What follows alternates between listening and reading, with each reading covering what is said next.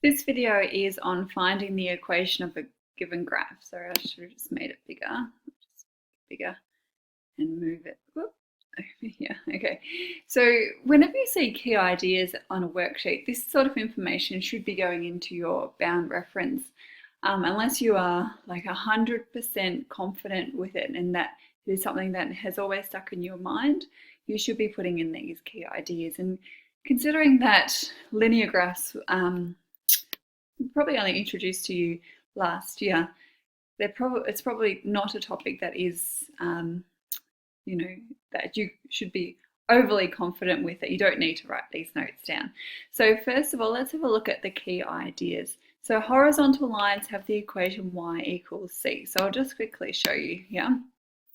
If we draw the red axis, oops. Okay, so there's our red axis. And remember, on the horizontal, we always have x, and on the vertical, we have y.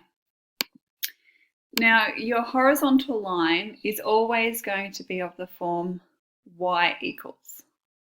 And the c component just means where it crosses the y-axis. Okay, so the line y equals 0 is actually the x-axis. So anywhere along this line, so let's say here is 3, if I was to draw a line, and it's a horizontal line, and always try to get into the habit of drawing arrows on the end of your lines, that is the line y equals 3. Because anywhere along that line, y is equal to 3. Now you could have one down here, so let's just say we had -4. Okay, so there's your straight line. Now what I want you to do is just say in your head what you think the equation of that line is. So if you said y equals -4, you were correct.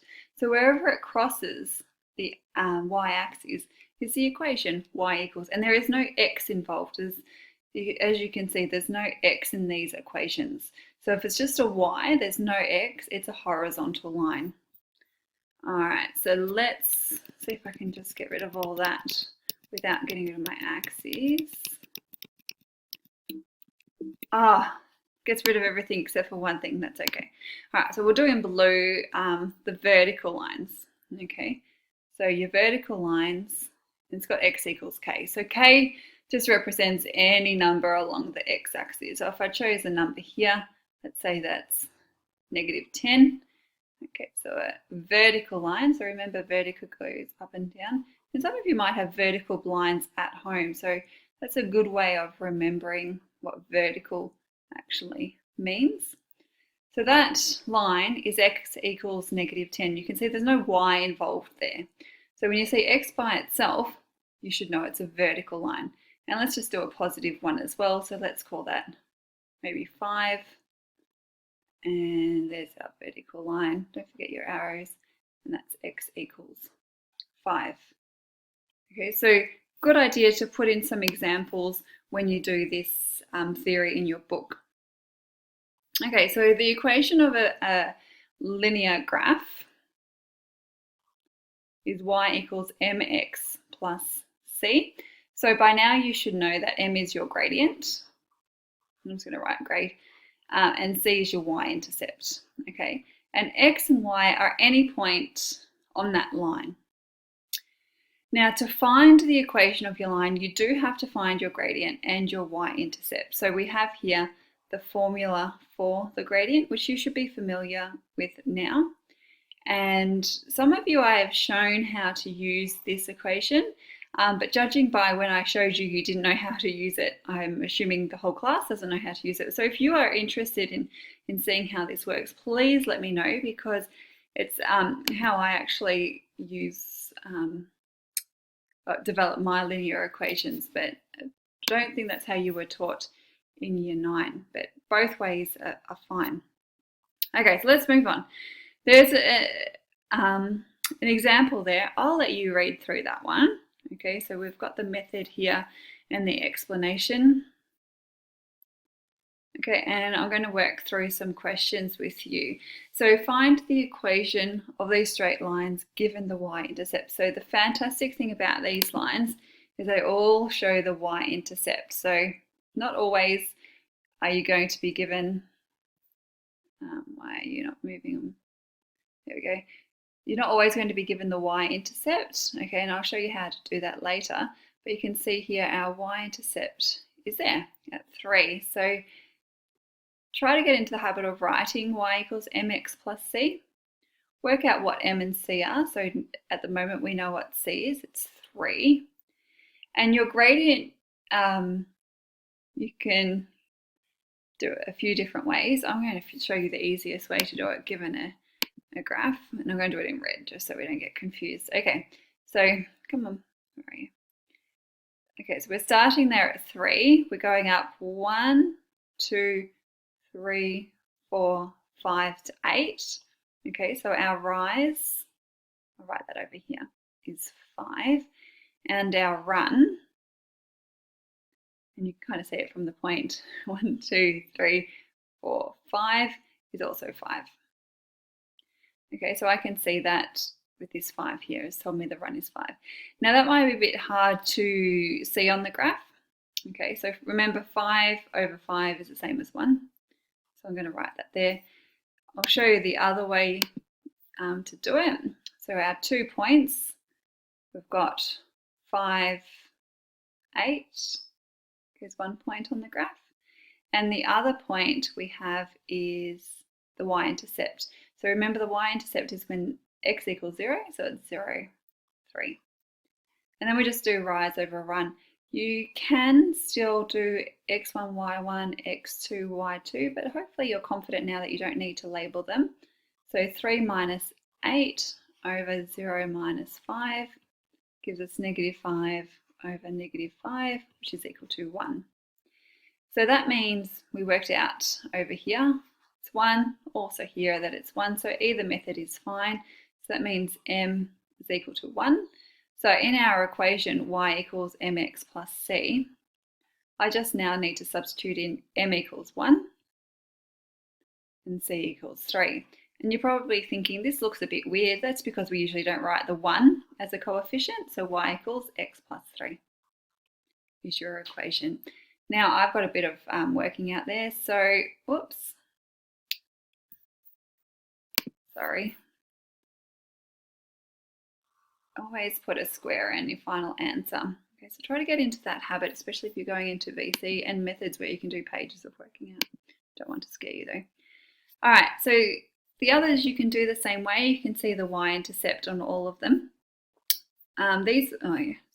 Just looking at them. You should also say this is a positive graph. So as you go in the x direction, you're climbing up. Okay, so it's a positive graph. That means your value of m should be positive. So if you get a negative answer, you should know you've made an error somewhere. D is a negative graph, so as we go along the x-axis, we're going down, so it's negative, so my value of m should be negative. And this one here, okay, remember it's a horizontal graph going through y, so it's y equals 4. And there's a negative graph to end off with.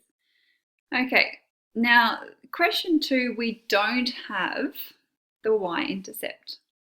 So you're probably thinking, well, what do I do with these ones? Well, let's start by finding the gradient, okay, because we can do that. So the gradient, and I'm going to skip a step, I'm not going to write the formula, is minus 8 over 5 minus 2. So that's 6 over 3, which is equal to 2. Okay, so my gradient is 2. Your y-intercept, I can't see it, but considering that this point is 8, I know it's somewhere between 8 and 0. Okay, and if this was drawn to scale, I could probably guess it's 4.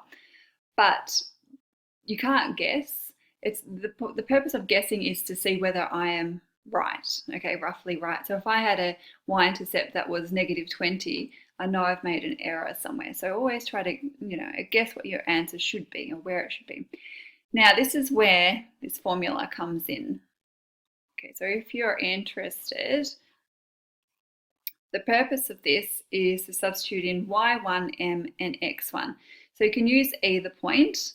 I'm going to choose this point here, because 2 and 8 seem easier to deal with than this 14.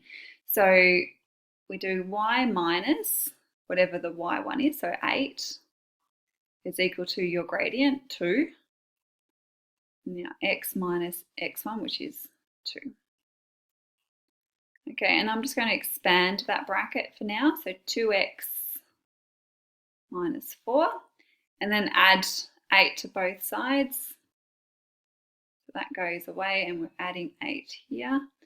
So 2x minus 4 plus 8 is 2x plus 4.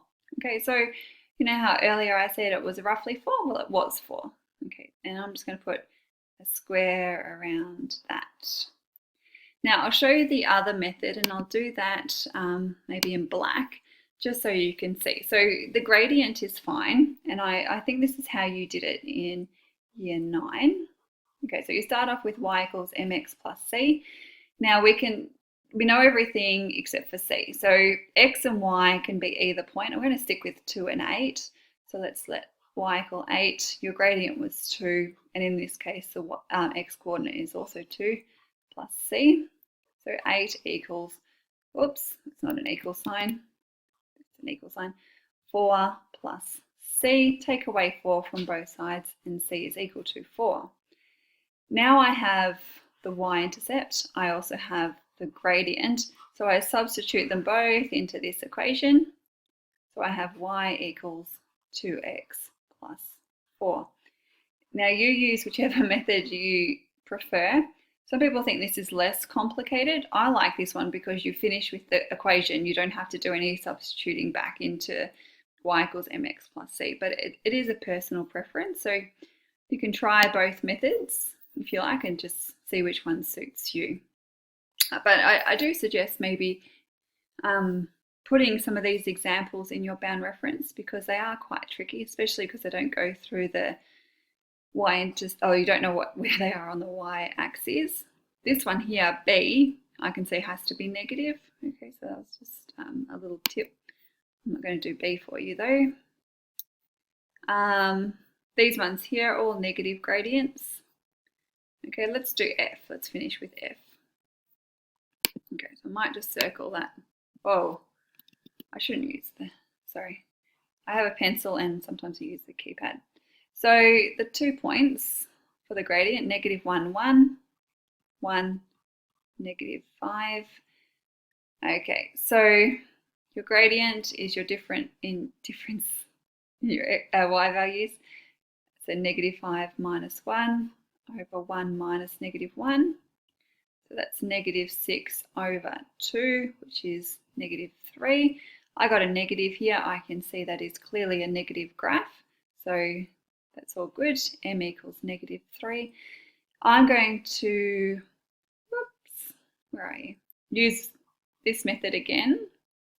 Y minus y1 equals m times x minus x1, just because some of you might like to try it and you might want to see another example. So remember, x1 and y1 can come from either point. I'm going to use -1 and 1 just because they're lower numbers and sometimes easier to deal with. So y minus 1 equals, your value of m we found before was -3, x minus -1. Don't forget the double negative gives you a positive. So here we have -3x, and remember that becomes a positive. Okay, so I'm just changing it now. So -3 times -3 times 1 is -3, and then we add 1 to both sides to cancel that out. So add 1 to here. So -3x minus 2. So let's just check that.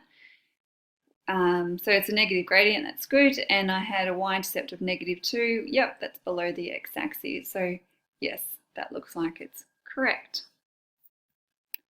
All right, so there are answers here. So when you go through them, I think there might be work solutions too. Oh no, it's just doing the gradient. Oh no, yeah. Yeah, so you got work solutions, and so you can see where you went wrong. But you do need to be able to do these. So make sure you answer every question on here, Okay, and if you have any trouble, ask me in class.